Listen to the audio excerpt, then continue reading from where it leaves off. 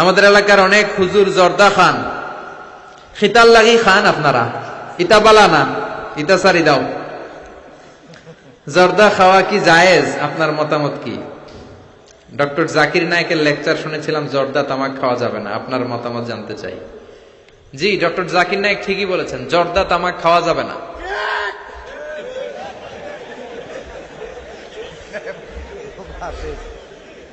জর্দা তামাক খাওয়া যাবে না, কারণ সিগারেট খাওয়া হারাম, তাই না?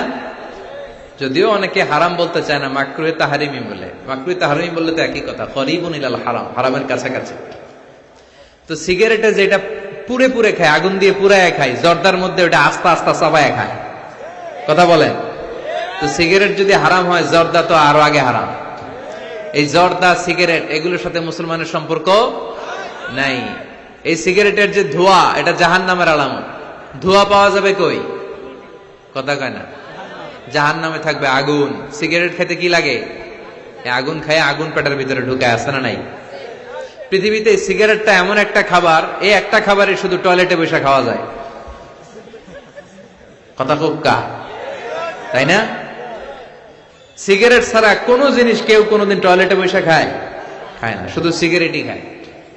আবার সিগারেট হয় টোবাকো প্ল্যান্টস থেকে, মানে তামাক পাতা থেকে। তামাক গাছ আসেনি এখানে?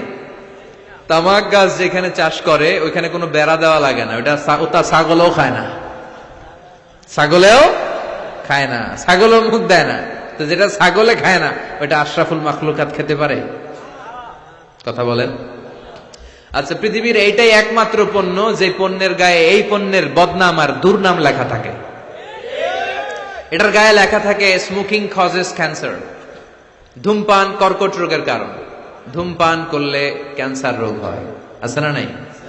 আচ্ছা, কোন চকলেটের গায়ে যদি লেখা থাকে এই চকলেট খাওয়া মাত্রই ডায়রিয়া হয়, খাইবেন? কমু তোরটা তুই খা, তোর ডায়রিয়া হোক। কথা বলেন। কেউ খাবো না, কারণ এইটার বদনাম লেখা এটার গায়ে, খামু কেন? কিন্তু সিগারেটের মধ্যে বদনাম লেখা থাকা সত্ত্বেও মানুষ ধোয়া করে খায়, আর জর্দার মধ্যে এটা আস্তা খায়। এই জন্য সিগারেটও খাওয়া যাবে না, জর্দাও খাওয়া যাবে। কোন আলিম যদি খান, এটা ঠিক না। ওই ভাইকে বলবো আপনি ছেড়ে দেন, আস্তে আস্তে অভ্যাস করেন, পারবেন। একবারে ছাড়া যায় না। কথা বলেন। অনেক দিনের অভ্যাস। যে বেটা প্রতিদিন 10টা গুড়লিফ খায়, কয়টা? কালকে যদি ছাড়তেই হবে, ওকে আমার মাইরা ফেলাম, আমি মরে যাব, তারপরে ছাড়তে পারবো না। ওরে খাইতে দিতে হবে। কি দিতে হবে? ওরে কমায় কমায় খাইতে দিতে হবে। ওরে বলতে হবে কালকের থেকে 9টা করে খান। কয়টা করে? যে 10টা খায়, ওর 9টা খাইলে চলবে না? চলবে। পরের সপ্তাহে 8টা করে খান, এরপরে সপ্তাহে 7টা। ওরে খাইতে দিতে হবে কয়েক মাস, তারপরে 5টা, এরপরে 2টা। যেই সপ্তাহে ও 2টা করে খায় অভ্যস্ত, এরপরের সপ্তাহে একটাও খাইতে পারবে, ঠিক কিনা? যেই সপ্তাহে ও 1টা করে খাইলেও চলে, এরপরের সপ্তাহে না খাইলেও চলে। কথা বলেন। এই যে মদ হারাম হয়েছে গ্রাজুয়ালি, প্রথমে বলছে এটার মধ্যে কিছু উপকার আছে, ক্ষতি আছে, তবে উপকার আসছে ক্ষতি বেশি। ইসমুহুমা আকবারু মিন নাফাইহিমা। সাহাবারা কয় তাইলে তো কমায় দিতে হবে। সাহাবারাও মদ খাইতো, ওমরে ফারুক মদ খেতেন, মদ খাওয়ার রাজা ছিলেন উনি। এরপরে সাইয়েদনা আলী রাদিয়াল্লাহু তাআলা আনহু মদ খেতেন, সব সাহাবারা মদ খেতেন, কারণ তখন এটা জায়েজ ছিল, নিষেধাজ্ঞা আসে নাই। যখন বলা হলো ক্ষতি আছে বেশি, খাওয়া কমাই দিলেন। এরপর একবার সাইয়েদনা আলী রাদিয়াল্লাহু তাআলা আনহু মদ খেয়ে নামাজে দাঁড়াইছে, আর এরকম মাতলামি করতেছে, আর পড়তেছে আ'বুদু মা তা'বুদুন। লা আ'বুদু মা তা'বুদুনের জায়গায় মাতলামের সেটা কি পড়ে? আ'বুদু মা তা'বুদুন। লা আ'বুদু মা তা'বুদুনের অর্থ হলো, কাফিরেরা তোমরা যে মূর্তির পূজা করো আমরা ওটার পূজা করি না। উনি লা বাদ দিলে অর্থ হয়ে গেছে তোমরা যেটার পূজা করো আমরা ওইটারই করি। ভেজাল আছে না নাই? এখন নামাজের পরে সবাই যে ধরছে বিশ্বনবীরে, দেখেন আপনার জামাই কি করছে। তখন আয়াত নাজিল হলো, লা তাকরাবুস সালাতা ওয়া আনতুম সুকারা। মদ খাইও, তবে মদ খাইয়া নামাজে দাঁড়াইও না।